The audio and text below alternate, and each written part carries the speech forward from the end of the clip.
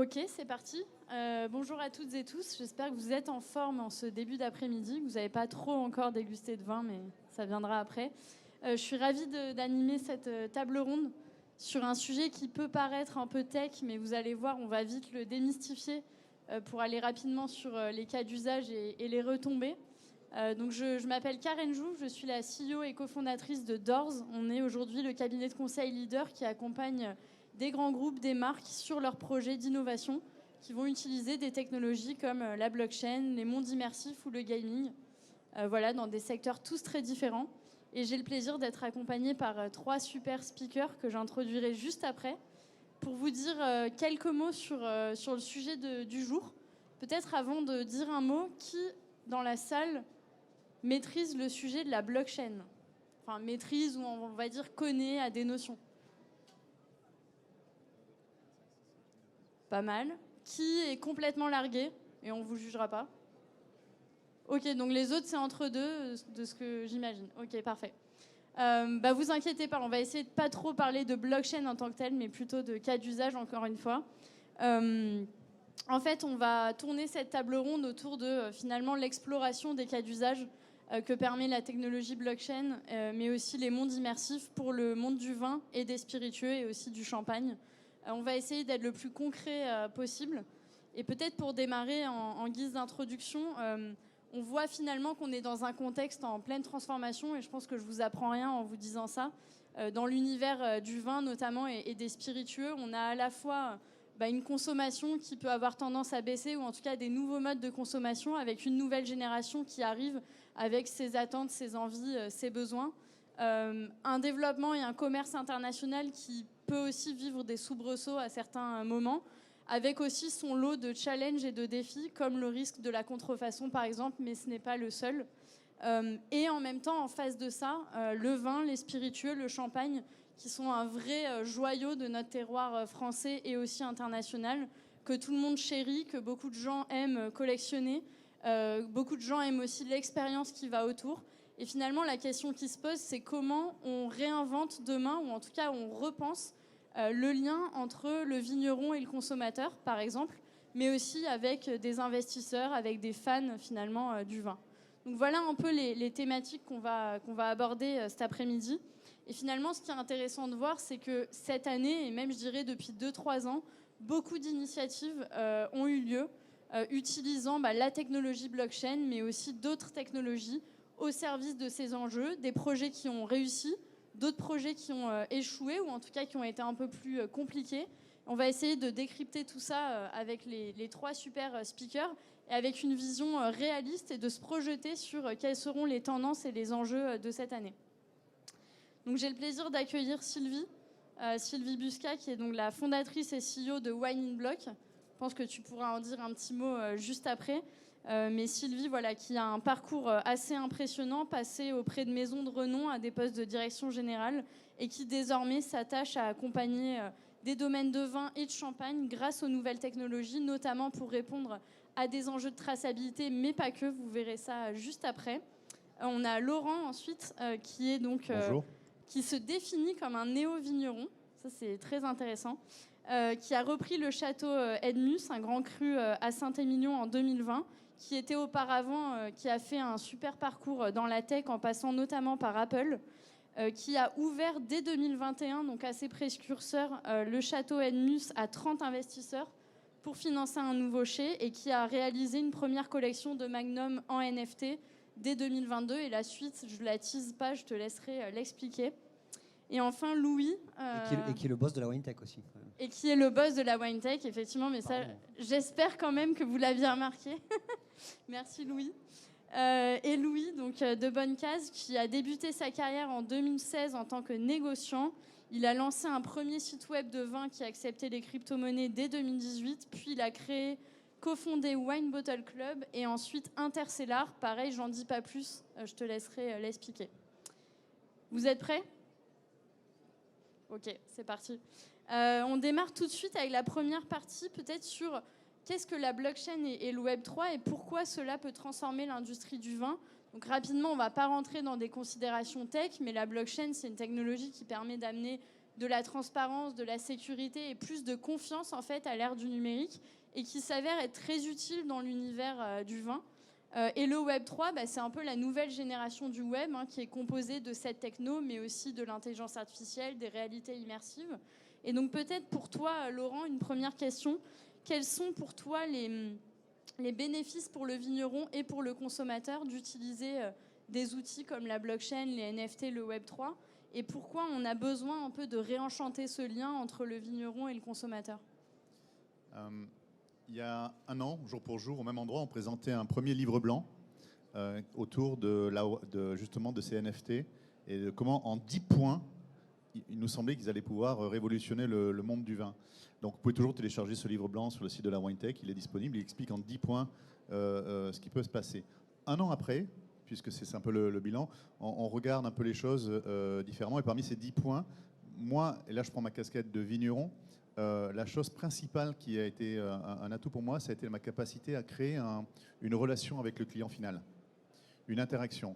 En fait, on va oublier la technologie, on va oublier même le nom NFT, on s'en fiche en fait. Qui se souvient aujourd'hui du codec de musique, est-ce que c'était un MP3 ou un MP4 ? Aujourd'hui, vous avez juste votre musique en ligne, elle est dans le cloud, et peu importe en fait la technologie qui est derrière. On pense que sur les NFT, ce sera pareil, on va oublier un jour cet acronyme barbare et savoir qu'est-ce qu'il y a derrière, et ce qui va compter, c'est vraiment l'expérience utilisateur. Et vraiment, nous, ce que l'on a vu, c'est quand on efface cette complexité, quand on efface cette technologie, qu'on la rend grâce à des interfaces relativement simples, le client, en fait, il ne sait même pas que derrière, il y a une techno Web 3, blockchain, peu importe. Et derrière, il y a un lien de confiance, qui se crée. J'ai cette technologie qui me sécurise que ma transaction, elle est bien faite, elle n'est pas copiable, que mes bouteilles sont des vraies bouteilles, qu'elles sont authentifiées, qu'elles sont tracées, je sais où est-ce qu'elles sont. J'en ai la certitude, j'ai le certificat qui me dit où est-ce qu'elles sont. Donc on crée une confiance et on crée un dialogue. C'est-à-dire que cette technologie, les porteurs de cette technologie, les porteurs de cette carte, dans le cas du Club Enus, les porteurs de cette carte, ils ont un accès directement à leur bouteille, aux vignerons. On a créé un groupe WhatsApp avec qui on peut donc dialoguer. On authentifie les gens qui sont dans ce groupe grâce à cette carte, grâce à cette technologie de blockchain faite par Interstellar. Et du coup, c'est vraiment ça. En fait, c'est quand on a réussi en fait à effacer la technologie et qu'on a mis devant l'humain et le bénéfice de ce qu'on pouvait faire grâce à cette technologie qu'on voit vraiment les avantages qui sont indéniables. Donc effectivement, là, on voit un premier cas d'usage assez intéressant sur, au final, l'expérience consommateur et aussi toute la partie identification. Et justement, si on continue sur ce volet-là, qu'on va un petit peu plus loin, Sylvie, sur les enjeux de traçabilité, d'authentification, de certification.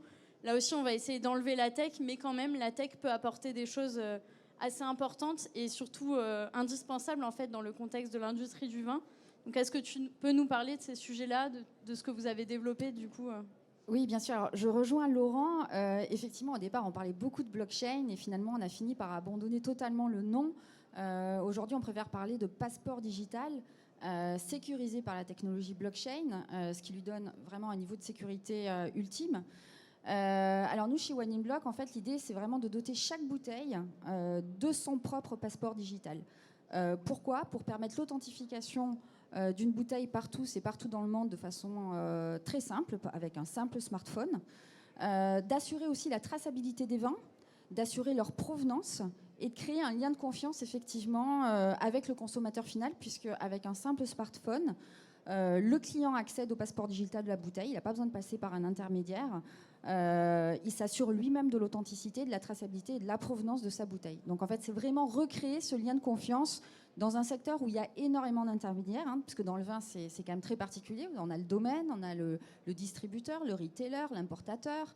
Parfois, le vin fait plusieurs fois le tour du monde. Donc l'idée, c'est vraiment d'assurer, quel que soit le porteur de la bouteille, de pouvoir s'assurer de l'authenticité, de la traçabilité, de la provenance par le passeport digital.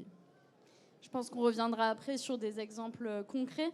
Peut-être pour continuer, Louis et peut-être Laurent, si tu veux ajouter aussi des choses, mais si on parle maintenant un peu des enjeux aussi d'investissement, de distribution, de monétisation, qui sont aussi d'autres enjeux importants aujourd'hui dans l'industrie du vin, et les enjeux en termes d'expérience client. Est-ce que tu peux nous partager un peu, toi, ta vision et ton bilan là-dessus ?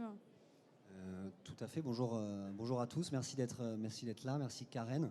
C'est important, je pense qu'on soit là pour discuter de cette technologie qui paraît parfois un peu complexe et qu'on essaye ensemble. D'ailleurs, avec Laurent, avec Sylvie, on œuvre finalement pour la même chose, rendre la distribution, améliorer en fait la distribution et l'expérience du client. Donc, je suis content d'être là, content que vous soyez là pour nous écouter aujourd'hui. Moi, je dirais, faire des bilans, c'est intéressant. Alors, c'est vrai que cette technologie va très vite. Donc, des bilans, on pourrait en faire finalement de manière presque hebdomadaire. Tout avance très vite. Ce que je peux dire aujourd'hui, c'est que finalement, comme Laurent le dit, on va à terme oublier la technologie qu'il y a derrière et se focaliser finalement sur les vraies utilités de la blockchain. Il y a des industries dans lesquelles on essaye, parce que aussi c'est la mode, de absolument implanter la blockchain. Aujourd'hui, le vin et les spiritueux, c'est un secteur dans lequel ça se prête très bien. Et tu le disais notamment, tu parles d'investissement, d'expérience client, etc. Et la blockchain, on y reviendra un petit peu plus en détail après, permet de structurer un marché secondaire qui existe, par exemple, sans pour autant alimenter une certaine spéculation, mais l'idée c'est de maîtriser ce marché, et c'est très important pour les marques de savoir où vont leurs vins, où vont leurs bouteilles de spiritueux. Et après, en termes d'expérience utilisateur, il faut savoir en fait aussi utiliser les nouvelles technologies pour leur aspect marketing. C'est pas forcément un gros mot que de dire j'utilise la blockchain, parce qu'aussi c'est tendance, et c'est vrai que ça va aussi attirer une clientèle plus jeune qui a soif d'autres expériences. Aujourd'hui, quand on achète du vin, peut-être que l'expérience elle peut être améliorée, et au travers de beaucoup d'outils, et c'est le bilan moi, que je ferai des années de travail qu'on a mis en place, c'est que finalement l'utilisateur il va chercher des avantages concrets liés à la technologie, et puis aussi une expérience utilisateur liée par exemple, comme tu le disais tout à l'heure, au côté immersif, au côté gamification, c'est un bien grand mot, mais le but c'est de rendre ludique et intéressant l'achat de vins et spiritueux. Voilà. Laurent, tu veux ajouter quelque chose ? Oui, mais je pense qu'on a exactement les mêmes constats, donc je vous confirme absolument tout ce qui a été dit là. Pour peut-être complémenter un petit peu le propos, je pense qu'effectivement on est dans cette phase de vulgarisation. C'est-à-dire que la technologie, on va l'oublier, elle est sous le tapis. On ne sait pas vraiment ce qui se passe dans un moteur de voiture quand on appuie sur l'accélérateur ou le frein, mais on sait que si on appuie sur l'accélérateur, on ira plus vite, et le frein, on va s'arrêter. On a cette confiance. Mais aujourd'hui, c'est exactement ce qui est en train de se passer. On a confiance dans la techno parce qu'elle permet de délivrer des certificats, de l'authenticité, de la traçabilité, une expérience client. Et on s'est attaché peut-être pendant cette année à justement avoir des outils de pilotage qui étaient beaucoup plus simples, beaucoup plus intuitifs, sans vouloir parler forcément à des geeks, à des gens qui maîtrisent cette techno, mais la vulgariser au maximum. Je pense que c'est le travail qu'on s'applique à faire. Il y a encore du travail à faire pour aller un petit peu plus loin, mais l'idée c'est vraiment d'avoir la confiance comme quoi cette technologie peut répondre aux besoins de la filière. Et je donnerai juste un chiffre. Quand il y a 2 ans, nous on lançait une première collection de bouteilles qui était NFTisée, maintenant c'est une collection par semaine qui se lance. Donc si vous posez la question de savoir est-ce qu'il y a une pérennité, est-ce qu'on voit ce genre de technologie se développer, actuellement c'est toutes les semaines que vous voyez des nouvelles collections de vins qui sont NFTisées, on rentrera peut-être dans le détail plus tard, mais donc c'est une adaptation absolument massive. Et il y a des bonnes raisons à ça, c'est parce que ça résout vraiment des problèmes de la filière, ça répond vraiment à des attentes clients, à des attentes consommateurs, et les domaines s'en sont emparés. Alors des fois c'est juste en mode pour essayer, pour tester, mais c'est une adaptation absolument massif. Oui, tout à fait. Tu fais bien de le souligner. Dans toutes les industries, encore plus dans le vin, on est clairement dans une phase d'éducation encore, de structuration et de consolidation d'une vision et d'un socle technologique. Donc effectivement, aujourd'hui, la technologie est globalement mature, même s'il y a encore des développements à prévoir. Maintenant, c'est les usages qui doivent devenir matures, et puis c'est les business models autour qui doivent se construire et se pérenniser. Mais de la même manière que sur Internet, au final, effectivement, le e-commerce ou les réseaux sociaux, on ne cherche pas à soulever le capot et à se demander ce qu'il y a en dessous, sauf pour les techs. On cherche plutôt à regarder les cas d'usage et les retombées positives pour son business. C'est justement parfait pour transiter justement sur la deuxième partie. Et là, on va essayer de vous projeter un peu plus dans finalement des cas d'usage concrets, revenir avec vous trois sur des activations que vous avez pu faire à différents niveaux. Avoir vraiment votre retour d'expérience vrai avec finalement les challenges, les défis, mais aussi les succès et potentiellement ce qui n'a pas marché ou ce que vous avez tiré comme conclusion. Et si vous avez quelques chiffres clés, c'est toujours mieux pour illustrer. Peut-être Sylvie, on peut commencer avec toi. comment on passe de contraintes à opportunités. On sait que finalement, la question de la traçabilité, de l'authentification, ça peut être perçu à première vue comme une contrainte. Et en fait, derrière, on peut tirer le fil pour en faire une opportunité dans l'expérience client. Je crois que tu as un cas d'usage dans le champagne dont tu veux nous parler. Et je peux d'ailleurs passer tes slides. Magnifique. Oui, alors c'est vrai que la nouvelle réglementation sur l'étiquetage plaide clairement en faveur du passeport digital, dans la mesure où ça devient le support en fait pour non seulement répondre à cette réglementation, mais aussi aller plus loin et proposer à vos clients en fait de la traçabilité, de l'engagement client, de la communication sur le domaine ou encore sur le produit. Effectivement, pour être tout à fait concret, alors il faut savoir aussi que la blockchain ou les technologies que l'on utilise, elles sont pas, on ne les utilise pas seules en fait. On a tout un support technologique aussi qui est autour. Et là, par exemple, dans le cadre du champagne, c'est un très bon exemple puisqu'on est en partenariat avec une société qui s'appelle Checkpoint, qui est le leader de la traçabilité RFID. Donc, ils ont équipé des sociétés telles que Decathlon, telles que McDonald's, par exemple. Donc, c'est vraiment des experts de la traçabilité. Et aujourd'hui, très concrètement, sur le champagne, on est capable de dire que telle bouteille est dans telle caisse, que telle caisse est sur telle palette, que telle palette va chez tel client. C'est relié en même temps, en fait, à l'ERP du domaine. Le tout est sécurisé par la technologie blockchain. Le même passeport est capable de communiquer avec le client final ou aussi avec des intermédiaires tels que la supply chain ou des entrepositaires, des transporteurs, etc. Donc en fait, la technologie, le passeport digital, il n'est pas tout seul dans son coin. En fait, il fait partie intégrante en fait, de tout un système qui va permettre en fait, au domaine de créer le lien de confiance jusqu'au consommateur final. J'ai été claire ? C'était très clair, non, mais je passe en même temps ta slide aussi sur le Quib. D'accord, justement. oui, alors ça c'est un deuxième sujet qui est très intéressant aussi. Là on est vraiment dans la traçabilité de la qualité.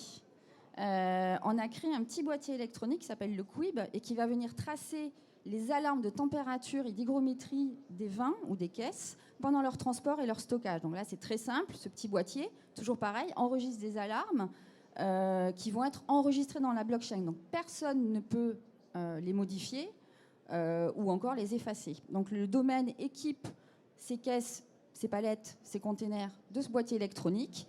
À destination, le destinataire, enfin le réceptionnaire va taguer toujours avec un smartphone, c'est extrêmement simple, les données et va s'apercevoir, enfin va pouvoir en tout cas savoir si le vin a été stocké, transporté dans des bonnes conditions. Et les données sont également remontées jusqu'au domaine pour qu'en fait les données soient partagées entre les deux parties. Justement, si on revient rapidement sur ton cas d'usage dans le champagne, mais qui peut être valable dans le vin et ailleurs, c'est quoi vraiment les pain points auxquels tu réponds ? Donc, il y a effectivement le risque de contrefaçon, la traçabilité, et qu'est-ce que ça apporte comme résultat concret ? Est-ce que tu as des exemples à nous donner ? Oui. Alors, effectivement, ça permet du point de vue du consommateur de s'assurer de l'authenticité, mais du point de vue du domaine, c'est un peu du donnant-donnant, si je puis dire. Ça peut être aussi un très bon moyen de s'assurer qu'il n'y a pas de marché parallèle et que finalement les distributions sont bien respectées telles que le domaine le souhaite. Très concrètement, là, je suis factuelle en fait. Et si on parle un peu de ROI, enfin de retour sur investissement, qu'est-ce que ça permet ? Est-ce que ça permet d'optimiser les coûts, de diminuer d'optimiser des process ? Enfin, vraiment pour l'entreprise, c'est quoi le bénéfice finalement ? Je pense que c'est des questions qu'on vous pose souvent, d'aller prendre ce type de solution. Alors les ROI ne sont pas forcément les mêmes pour tous les domaines parce qu'ils ont tous leurs objectifs bien précis. Déjà, l'image, puisque le risque de contrefaçon, c'est quand même un énorme risque d'image pour un domaine, et en particulier pour des maisons telles que les champagnes qui sont quand même... qui sont quand même tenus à avoir une image irréprochable, notamment sur les marchés export. D'autres, ça va être vraiment le respect de la distribution. Les marchés parallèles sont vraiment un enjeu crucial pour la plupart des domaines aussi, notamment les grands domaines, mais pas que d'ailleurs. Les ROI sont vraiment divers et variés en fonction des domaines. Mais on va juste dire, image en priorité, traçabilité et lien de confiance avec le consommateur. C'est déjà pas mal. Donc effectivement, là, on a vu toute cette partie finalement traçabilité, authentification, certification. Peut-être Laurent, si toi maintenant, tu peux nous permettre de voyager un peu dans ton univers. Quand on est vigneron, pourquoi on utilise des nouvelles techs ? c'est quoi les challenges auxquels tu as fait face et les résultats. Et je pense que tu vas nous parler du club allocataire ou de l'expérience de lancer une collection NFT, justement. Et tu as ta slide, toi aussi. Je crois que tu peux même cliquer une deuxième fois sur le... Je crois qu'il n'y a pas d'animation prévue. Moi, j'ai la chance d'être assis ici au milieu de vous à la WineTech, d'être au cœur de ces entrepreneurs qui maîtrisent ces technologies, qui savent les utiliser et donc qui donnent beaucoup d'inspiration. Le premier projet que vous voyez ici, avec le titre c'était l'Express, la folie des NFT s'empare des grands crus. Vous avez une image d'une étiquette d'un magnum de Château Edmus que nous avions réalisé à l'époque. On avait fait une série de 10 magnums avec 10 étiquettes différentes faites par un artiste. Donc chaque étiquette était absolument des œuvres magnifiques. Et on a décidé donc de vendre ces 10 magnums aux enchères en NFT. Ça veut dire quoi? Ça veut dire qu'en fait, ce que l'on vendait, ce n'était pas la bouteille, mais c'était l'image de la bouteille avec cette étiquette. Donc le NFT de la bouteille, qui était ici une image, et qui est en fait le titre de propriété, le jumeau numérique de la bouteille. La bouteille était stockée chez le partenaire qui mettait un contrat de stockage de 5 ans. Et le client n'achetait qu'en fait que le NFT. Et ce NFT, donc, quand il en avait la possession, il pouvait aussi le revendre à d'autres personnes sans que la bouteille, elle, ne bouge d'endroit. Donc on a fait ça à un périmètre limité, c'était 10 magnums, c'était pas grand-chose. Il y avait de très belles étiquettes. Le partenaire, c'est Ideal Wine, qui est une des startups de la WineTech. Et on a mis les bouteilles aux enchères à 1 euro. Je tremblais un peu quand on a mis ce prix-là de démarrage parce on avait beaucoup travaillé, je ne savais pas ce que ça allait donner. C'est une de nos cuvées qui s'appelle Phi, c'est le tatouage de la jeune femme sur son bras. Phi, c'est un vin 100% Cabernet Franc, un grand cru de Saint-Émilion en vin nature, en biodynamique, qu'on élève dans une cuve en forme d'œuf. Donc c'est un vin très très particulier, c'est un peu un ovni à Saint-Émilion qui est assez rare, on en fait entre 400 et 500 bouteilles par an. On a eu les meilleures notes qu'on ait pu jamais obtenir avec ce vin-là. Il a été reconnu par la Revue des vins de France, par Le Monde, par Le Figaro. Et donc on fait ces 10 magnums, ces 10 étiquettes, on les met aux enchères à 1 euro. Et le marché s'est totalement emballé. Le premier jour, le premier magnum valait plus de 1 000 euros. Et au bout de 9 jours, la bouteille la plus chère s'est vendue 5 200 euros. Il y a beaucoup de chance, il y a beaucoup de travail, il y a une prise de risque. Mais ça nous a vraiment ouvert les oreilles, les écoutilles, en se disant mais qu'est-ce qui se passe? On a envie d'aller plus loin. Donc ça, c'était une micro-collection, c'était en 2022, et on s'est dit mais on veut aller plus loin. Et la deuxième chose que vous voyez à côté, c'est un deuxième projet qu'on a lancé il y a 6 mois avec Intercellar. Le château Edmus, c'est tout petit, c'est 1,6 hectare, c'est 5000 bouteilles par an. On a un problème d'allocation, c'est-à-dire qu'on n'a pas assez de vin pour tout le monde et on veut s'assurer que nos bouteilles elles aillent au bon endroit. Le but pour nous, c'est de vendre le plus possible en direct. On a des coûts de production qui sont très élevés et donc on ne peut pas se permettre d'avoir 25 intermédiaires parce que nos bouteilles vont se retrouver à des prix inaccessibles sur le marché. Donc on essaie de vendre un tiers de notre production à des clients que l'on connaît. On avait un fichier de gens qui nous achetaient en ligne régulièrement. On a fermé cette boutique en ligne parce qu'on ne pouvait plus mettre de vin sur la boutique, il n'y avait plus rien à vendre. Et on leur a proposé de devenir membre d'un club allocataire. Et là, on s'est inspiré de ce que font les wineries américaines avec les listes de distribution, où vous devenez allocataire, vous vous abonnez, et chaque année, on vous envoie un courrier qui vous dit j'ai 2 bouteilles pour vous, est-ce que vous les voulez? Alors, si vous ne les voulez pas, quelqu'un d'autre les aura. Vous avez 4 jours pour répondre, et ça se passe comme ça. Donc nous, on a créé ce club allocataire. On a souhaité utiliser la technologie des NFT, parce qu'on s'est dit que les cartes de membres, on voulait qu'elles soient digitales. Alors vous les avez ici, en fait, elles n'existent pas, elles n'ont jamais été imprimées. C'est des cartes numériques, vous les avez sur votre téléphone, sur votre ordinateur.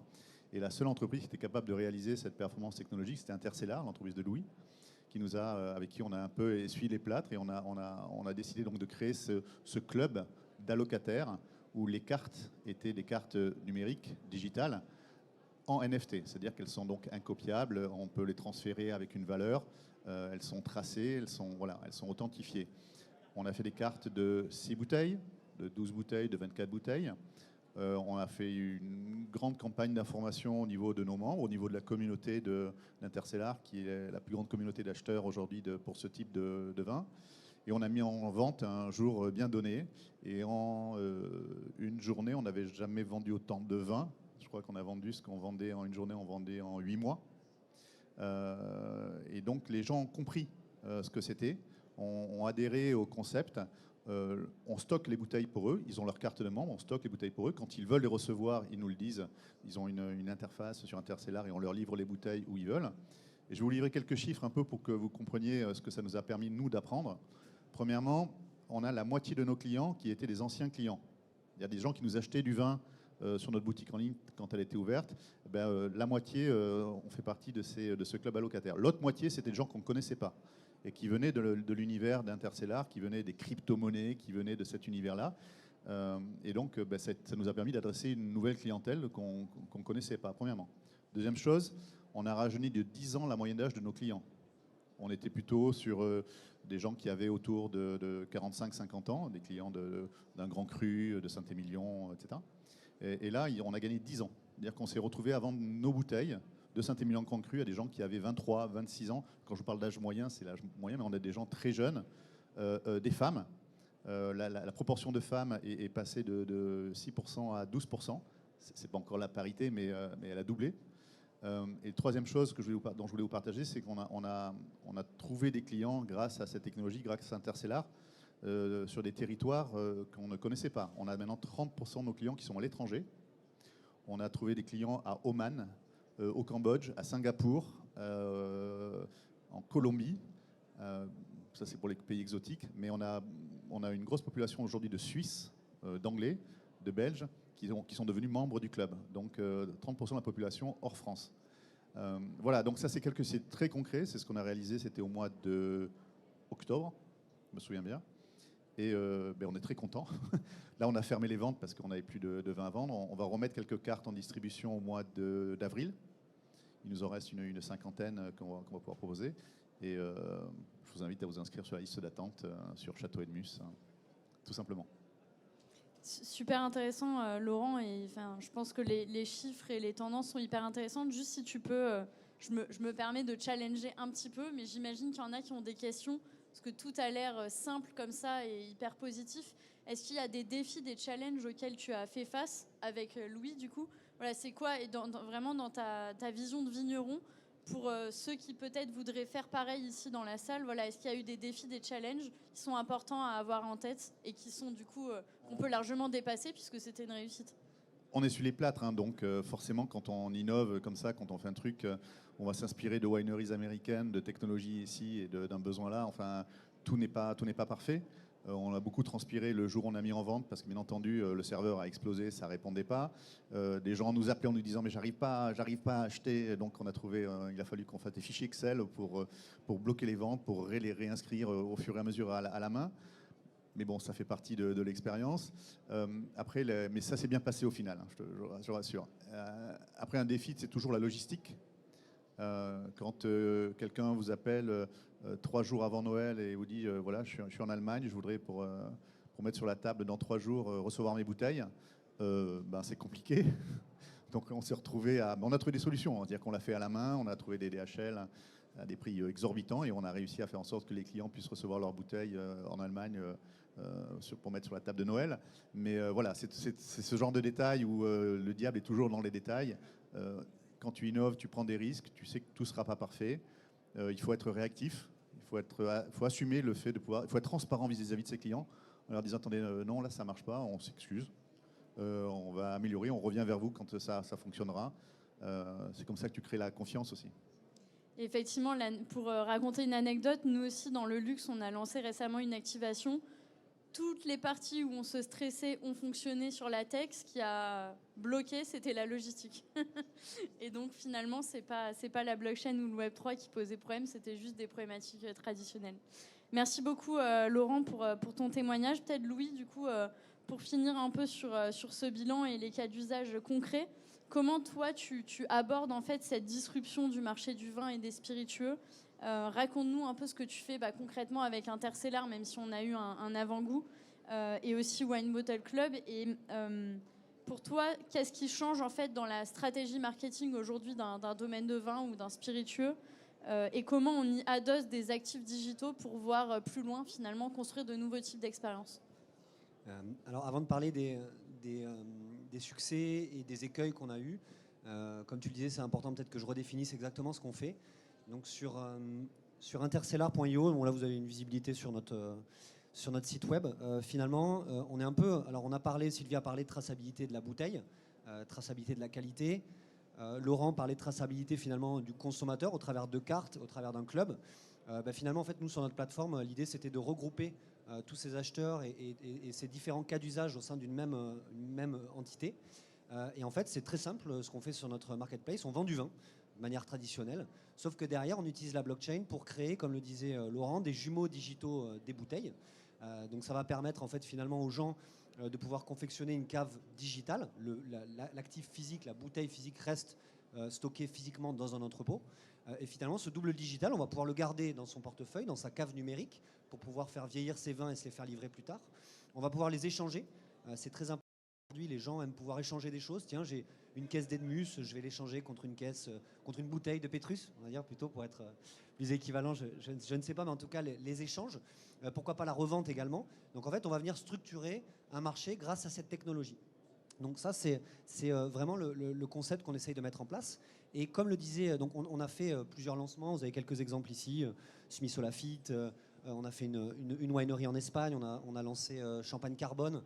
On a lancé Malartic-la Gravière. Ça s'est extrêmement bien passé. C'était un petit peu nos preuves de concept. Et évidemment, le projet de Laurent, qui est un projet qui était un peu plus sur mesure, mais sur lequel en fait on avait une expertise. Parce que comme le disait Karen, j'ai créé avec mes associés en amont de Intercellar une collection de membres donc, qui s'appelle Wine Bottle Club, qui compte plus de 2000 membres, un petit peu moins de 2000 membres aujourd'hui. Et donc on a cette expertise et c'est intéressant aussi de ramener les gens dans le physique. Et au travers de clubs, on peut proposer évidemment des avantages, donc avec des cartes comme celle de Laurent liées à l'achat des vins. Ça peut être des prix préférentiels, des cuvées spéciales en fonction. Si par exemple on peut détecter si une personne a acheté 3 années de suite une bouteille du domaine, on peut lui proposer à la vente de manière exclusive une nouvelle cuvée. Donc ça c'est l'aspect tangible bouteille, mais il y a aussi l'aspect événementiel, faire venir des gens dans son domaine, etc. Et donc la partie club, ça aide à ça. Donc le relatif succès, je vous le disais, on a aujourd'hui une très belle communauté, on est plutôt très content de toutes les ventes qu'on a réalisées. On va en réaliser plus d'une centaine cette année. Et du côté des écueils, alors je rejoindrai du coup Laurent, il y a plusieurs choses. D'abord l'aspect communautaire qui est jamais évident à gérer. C'est la base d'un projet dans le web classique et même dans le web 3 tel qu'on l'appelle, mais c'est la base de toute entreprise digitalisée, créer une communauté autour de son produit.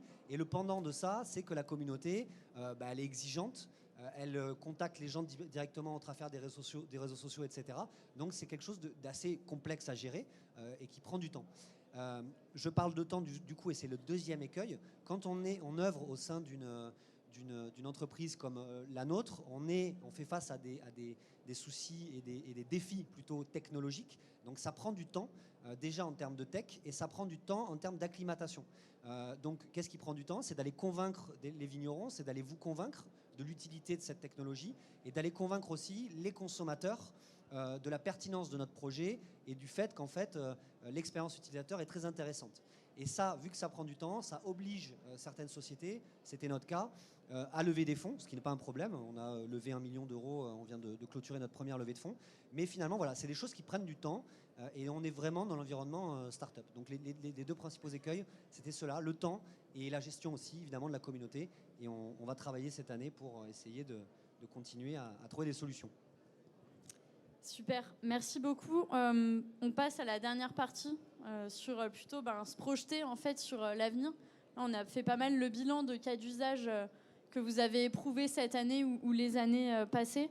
Là, l'idée maintenant, c'est de vous donner un peu des clés de compréhension et une vision, des convictions sur les tendances qu'on voit pour 2024 et même les années à venir, parce qu'on l'a dit, finalement, cette transformation technologique et culturelle, c'est aussi une transformation de long terme. Hein. Ça ne va pas se faire en 6 mois.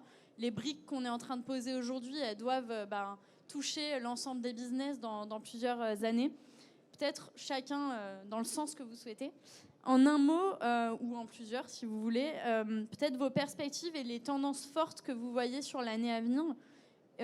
Et finalement, pourquoi aujourd'hui, quand on a un domaine de vin ou quand on est dans le champagne ou les spiritueux, ce serait dommage de rater ce virage.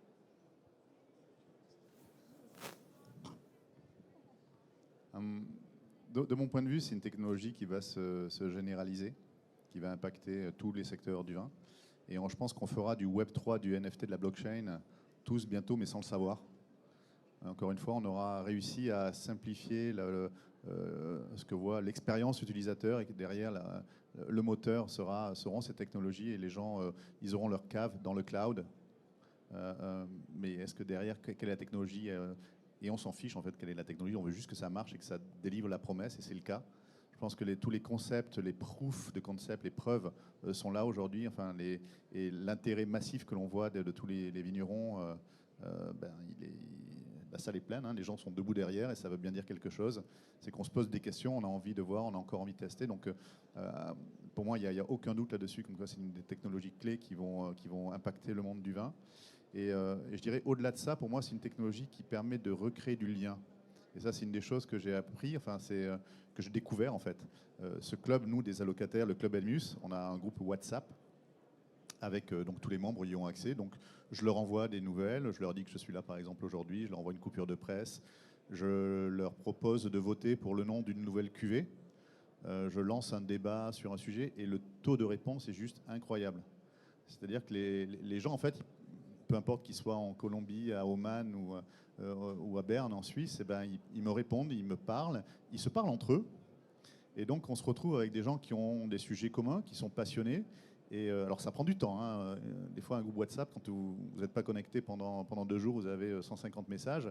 Mais ça veut bien dire qu'il y a la techno, encore une fois, peu importe la techno, mais quand elle recrée du lien, quand elle recrée cette expérience utilisateur, on est dans le vrai, on est dans le mille, quoi. Et moi je pense que ces technos vont permettre de recréer ce lien de partage d'outils d'aujourd'hui, hein, d'outils modernes, contemporains, faciles, efficaces. Et que c'est pour ça aussi qu'elles vont être portées vers le succès.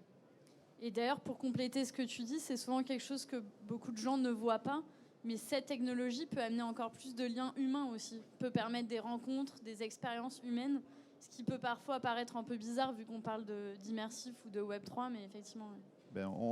Très concrètement, le mois de mai, on organise une journée porte ouverte. Alors nous, c'est un petit domaine, il n'est pas ouvert au public, mais pour nos allocataires, on organise une journée, on va les recevoir, on va un food truck qui vient, voilà, on va faire un énorme barbecue et on va passer une journée à déguster des cuvées qui n'ont pas encore, sont encore disponibles. On va aller visiter les infrastructures et on n'a que 100 places et elles sont déjà toutes prises. Sylvie, tu veux... Oui, nous, ce qu'on observe, en fait, c'est que, en général, nos clients commencent à s'apercevoir, et ça, c'est une très bonne nouvelle, qu'en fait, la technologie n'a de sens que si elle est utile. Et on commence clairement à apporter la preuve qu'elle est utile, donc pour toutes les raisons que j'ai évoquées tout à l'heure, l'authenticité, la traçabilité, que c'est une véritable demande aujourd'hui aussi de la part des consommateurs. Que c'est une façon de les rassurer, qu'aujourd'hui, clairement, dans le secteur des vins, ça fait 20 ans que je travaille dans le vin, on a besoin aussi de conquérir de nouveaux clients, que c'est une technologie extrêmement puissante pour les raisons qu'ont évoquées Laurent et Louis, une technologie hyper puissante pour engager de nouveaux clients. On a besoin de trouver de nouveaux clients, on a besoin de se rajeunir aussi. Voilà, confiance, engagement, traçabilité, confiance.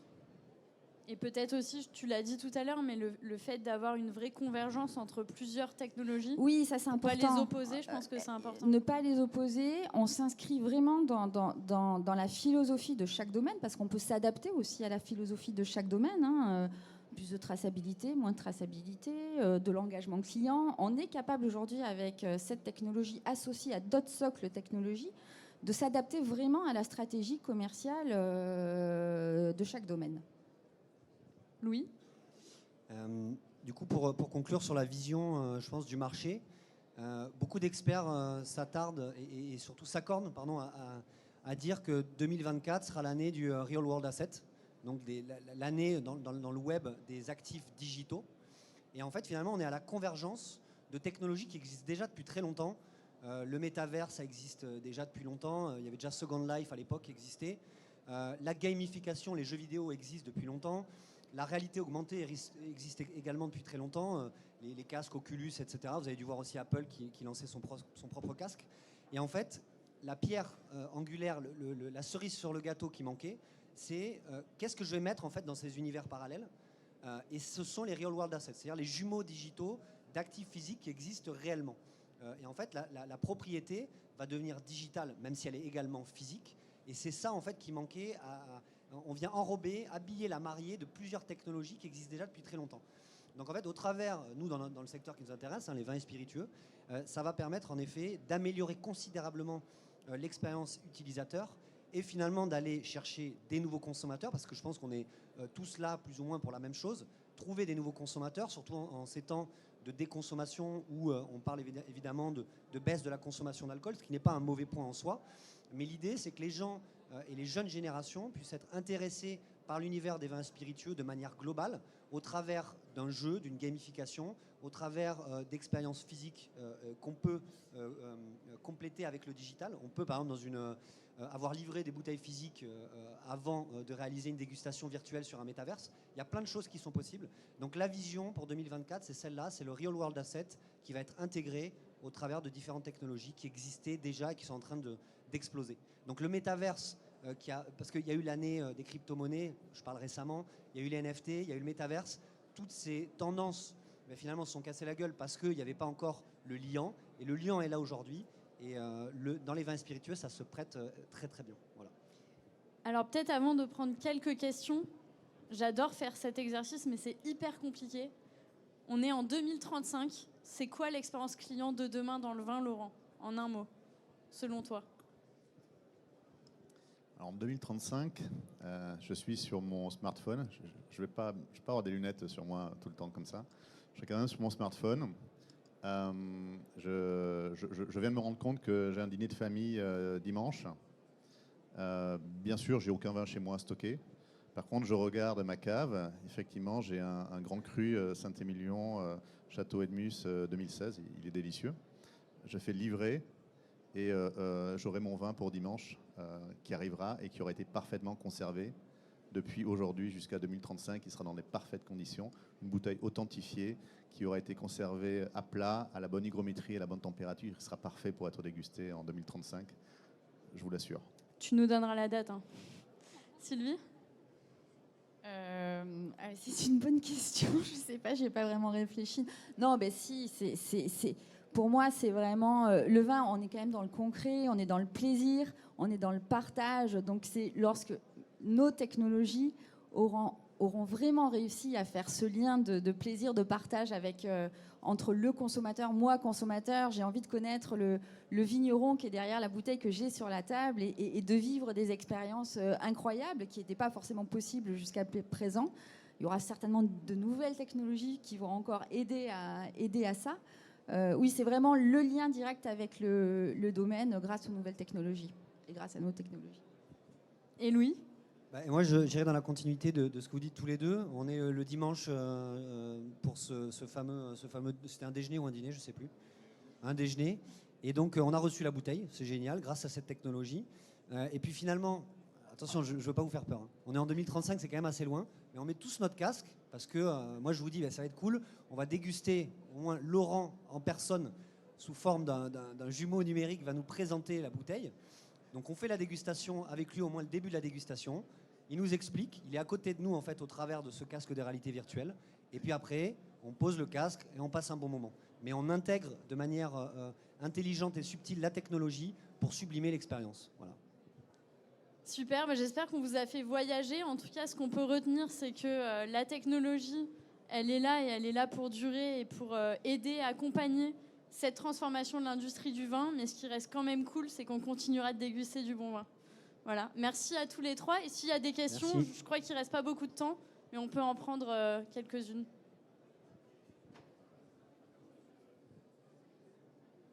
Merci. Bonjour. C'est super passionnant, vraiment. Des cas d'usage que j'ai vus sur le NFT, c'est très souvent lié à des séries limitées. D'ailleurs, vous l'avez présenté, vous, comme 10 bouteilles. Alors, est-ce qu'il y a une problématique à passer à l'échelle, sachant que très vite va se poser le sujet de la logistique? On vend finalement une promesse d'un vin certainement exceptionnel, mais que je ne possède pas à la maison, qu'il est stocké chez vous. Le jour où les NFT sur des vins un peu rares, ou même sur des spiritueux, le marché se développe de manière très forte. Comment est-ce que des acteurs comme vous allez gérer un sujet logistique? Ou alors est-ce qu'il faut d'ores et déjà investir dans des grands entrepôts pour garder le vin et les alcools en perspective à 10 ans? Après, je pense que Laurent pourra compléter mon propos, mais l'édition limitée, finalement, c'est un produit d'appel. On parlait tout à l'heure de communauté. Ce qui est important, c'est de voir, en tout cas nous, c'était notre objectif. On aime bien dire qu'on est un agrégateur de communauté. On va chercher plein de projets qui sont très différents. Et en fait, au travers d'une édition limitée, il y a un engagement qui est plus fort. Et en fait, parce que c'est nos consommateurs qui fonctionnent comme ça pour l'instant, parce qu'ils ne connaissent pas forcément l'univers.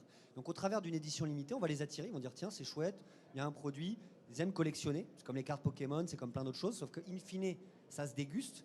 Et ça, en fait, on va leur apprendre après. Et une fois qu'on a attiré le client au travers d'une édition limitée, le but, et c'est nous ce qu'on va faire par exemple cette année, c'est proposer des gammes classiques de vin. Et la personne aura dit tiens, j'ai goûté une édition spéciale de Smith Lafitte. Tiens, le Smith Lafitte classique, je vais le goûter aussi. Et je vais me le faire livrer et je vais l'acheter. Donc c'est vraiment, il faut le voir comme ça. Nous, on l'a vu comme un produit d'appel et une preuve de concept pour essayer notre concept. C'est important dans une start-up d'éprouver le concept. Donc c'était vraiment presque un passage, même si c'est toujours intéressant de faire des éditions aussi limitées pour raconter d'autres choses. J'ai une deuxième question, si je peux. Vous avez parlé également de vente aux enchères, et je trouve que le sujet des NFT sur des vins, il y a énormément de vins vendus aux enchères, je sais d'en acheter de temps à autre. C'est vrai qu'on ne connaît pas toujours la provenance, la qualité, les conditions de conservation. Et je trouve que le sujet de la traçabilité sur les ventes aux enchères, certainement un sujet à traiter. Il n'y a aucun doute là-dessus. Le certificat, il devient numérique. C'est-à-dire qu'au lieu d'avoir un bout de papier avec un tampon qui engage l'émetteur, là, c'est un certificat numérique qui est fait par l'émetteur. En l'occurrence, c'était Ideal Wine. Mais ça rejoint exactement cette problématique. C'est-à-dire que je m'engage à ce que ce vin il soit stocké dans de bons endroits, à la bonne température, la bonne hygrométrie, la bonne lumière, sécurisé. Il ne faut pas que l'entrepôt puisse peut-être prendre feu, assuré. Etc. Donc il y a un ensemble comme ça de critères qui rajoutent de la valeur au vin que vous venez d'acheter. Vous avez la certitude que le vin il n'a pas passé 2 jours à 35 degrés dans le port de Shanghai. Et puis pour revenir en France d'ailleurs, avec un bilan carbone désastreux, la bouteille n'a pas bougé de la cave du vigneron ou de la cave de l'entrepositaire. Et effectivement, il y a des capacités de stockage qu'il faut pouvoir construire. Vous avez des partenaires comme Gamba et Rota qui sont là, qui vous expliqueront comment ils s'organisent déjà pour ce marché-là. Il y a une demande effectivement croissante de stockage déporté pour avoir ces caves virtuelles aux bons endroits, dans les bonnes conditions. Oui. Merci. Je crois qu'il nous reste très peu de temps. On peut prendre peut-être une dernière question et après, si vous voulez, on pourra se retrouver juste après. Ouais. I hope it's okay to ask a question in English. Sure. All right, so just out of my head, there is over 300 different blockchains, and I don't know the latest stats. Yeah, is it better? Yeah. Perfect. Out of my head, there is over 300 blockchains in the world right now. And I don't know the latest stats, but I guess it's around over 100,000 independent winemakers in Europe only. How do you see the fragmented market, which is currently accessible to early adopters, to evolve in the next 5 years or a decade? Do you expect to have a centralized wine blockchain exchange or wine bank that actually connects consumers and their NFT or wine token holders? And if so, could you give some examples or some vision on that? And I think that's a question to all of you. So there are a lot of cryptocurrencies. The main cryptocurrencies for smart contract, because the technology behind all those technologies is the smart contract, and the main blockchain is Ethereum. But there are a lot of layer 2 on this blockchain, and the goal is to find the easiest, the fastest, and the lowest ecological footprint blockchain. For example, we use Polygon, which is one of the fastest technology on the blockchain. And of course, there is some possibilities to build a kind of centralized blockchain dedicated to the wine and spirits. Yeah, I think just to conclude on it, it will be something that we will see in the next few years, that there is not today a standardization of the blockchain technology regarding the wine industry. Like we can see, yes, we see Ethereum and Polygon, but also the layer 0 as a new standard. But for now, there are not so much big platforms, centralized or decentralized, dedicated to wine. So this is one of the Interstellar, maybe? Interstellar for sure, but this is one of the main topics I think for the next few years, and I think it's your objective. Like we can see in the sports industry, for example, we can talk about big players in the luxury industry. We see that there are some consortium like Aura Blockchain, for example. In the wine industry, we see some standards emerging, and we have to see in the next few years what will be the standard. Will it be like decentralized or centralized, or you can do both? This is all the question about interoperability, security, and user experience that have to be seamless. When we are talking about digital, physical asset, like phygital asset, we have to use a certain amount of centralization. It's not possible to decentralize everything like in a decentralized finance. And one of the main concern is also to make some bridges between the different blockchains. And it was exactly the same concern for metaverse. You have a lot of different metaverse, and I don't think that there will be just one metaverse, but some bridges between the different metaverse. So the technology is evolving, and we are going to have something more centralized. And this is what we are doing with Interstellar, for instance. We are trying to involve all the chain of value with the producer, with the consumer, and also in the near future maybe with all the professionals of the wine industry. Ok, merci beaucoup. Merci. Merci.